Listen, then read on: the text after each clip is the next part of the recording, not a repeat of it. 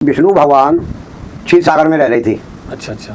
विष्णु भगवान क्षीर सागर में रह रहे थे और उनकी दासी श्री लक्ष्मी जी उनके चरणों की तरफ बैठी हुई थी। अच्छा। इधर एक संत आ गए थे भृगु जी, जिनका नाम था श्री भृगु जी। श्री भृगु जी संत थे भृगु जी। हाँ। भृगु जी ने जहाँ वो विश्राम कर रहे थे वहीं आकर उनके सीने में एक लात दी संत जी ने। अच्छा अच्छा। विष्णु भगवान नारायण के। हाँ। वो तो लक्ष्मी जी बड़ी क्रोधित हुई। अच्छा। लक्ष्मी जी जब बड़ा क्रोधित हुई कि ये कैसा आदमी है, ये कैसा साधु है। हाँ। जिसने आते आते न कुछ सोचा न समझा, आते आते उन्होंने सीने पर पैर मार दिया जबकि वो आराम कर रहे हैं। हाँ। तो उनको बहुत बुरा लगा। हाँ। जैसे ही भृगु जी ने लात मारी तो विष्णु भगवान ने स्वयं ही उनकी लात को पकड़ लिया हाथ से। हाँ।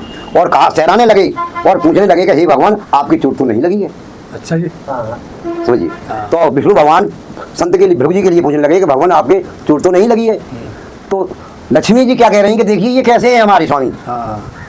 एक तो आकर उन्होंने लात मार दिया, फिर भी कह रहे हैं कि तुम्हारी चोट तो नहीं लगी है। उन्होंने कहा कि तुम ही करतार होगा सबके। हाँ। संसार के करतार तुम ही हो, संत जी ने कहा था। अच्छा अच्छा। संत जी ने कहा था कि नहीं भगवान, हाँ। मैं नहीं, मैं तो संतों के चरणों का ही दास हूँ।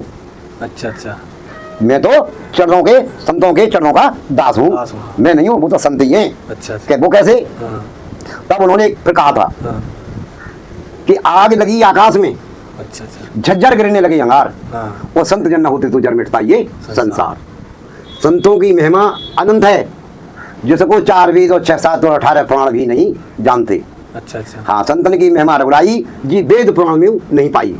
जो करिश्मा हमारे अंदर है वो वेदों में नहीं, जो संतों के अंदर करिश्मा है वो वेदों में नहीं है। संतता वाला अपने मन से कुछ ही कर सकता है। हाँ, अपने तब पर, वो वेदों में थोड़ा ही नहीं लिखा है। नहीं, ये चीज है ये। इसलिए संतों की महिमा को भगवान ने भी संतों के ऊपर ही डाल दिया है। अच्छा। कि वहाँ मैं भी नहीं हूँ, वहाँ संत ही है। सब कुछ संत ही है। और संतों का आचरण मैंने तो बताया ना, मतलब कसौटी बतलाई मैंने। हाँ, ऐसी कसौटी किसी के पास होगी, वो कसौटीदार शब्द थी। हाँ, उस समय जो बताई थी। हाँ, कि जहाँ से हम पैदा हुए और तहाँ से और यहाँ तक सारा खेल आपकी कसौटी में दिया। तभी तो उन लोगों ने कहा हुआ कि ये संत कौन से हैं? हाँ, उन्होंने कहा था कि ये वाणी आपको दी है। तभी तो हम आपके पास दोबारा आए, हम दोबारा जाते रहेंगे। वो ये तो सिर्फ भक्तों के वो आते हैं हमारे पास, वहाँ जाइए, चलो ठीक है, तभी हम आते हैं। जब वहाँ से आते हैं सबकी वाणी को सुनते हैं ना, समझते हैं। बिल्कुल बिल्कुल। अच्छा, ये राशन पानी हम लोग खाते हैं तो इसको पचाना और हजम करना केवल हम अपने भजन से और तपस्या से हजम कर सकते हैं। बढ़िया नहीं, हमारी भी आंतें फट जाएंगी।